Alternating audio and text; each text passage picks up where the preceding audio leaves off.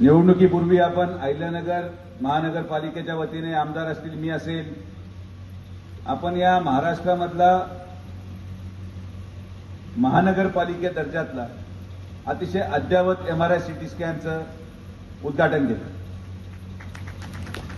आपण 2 वर्षामध्ये आयुष इमारतीची उभारणी केली.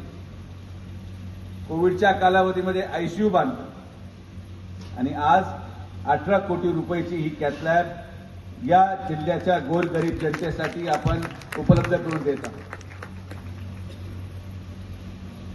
निवडणूक ही कुठल्या कारणामुळे किंवा कुठल्या पदामुळे आपण करत नाही. आज हे उद्घाटन मी यासाठी आग्रहाने घेतलं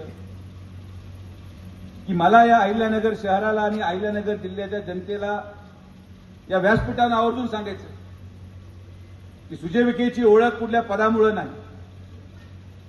मी खासदार असलो काय नसलो काय, आमचा परिवार, आमराव सगळ्यात जगताप, आम्ही सगळेजण आपल्या सेवेसाठी कटिबद्ध आहोत आणि शेवटच्या श्वासापर्यंत आम्ही आपलं काम करत आहोत.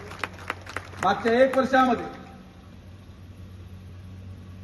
जेवढे कामं मी केले, मागच्या 1 वर्षामध्ये जेवढे उद्घाटन आणि भूमिपूजन मी केले, त्याचं 2% सुद्धा काम हे आज जनतेने निवडून दिलेला लोकप्रतिनिधी करू शकला नाही. ही वास्तविकता आहे. त्या कालावधीमध्ये माझा पराभव झाला, मी निराश नाही झालो. मी म्हटलो आपलं काम आहे.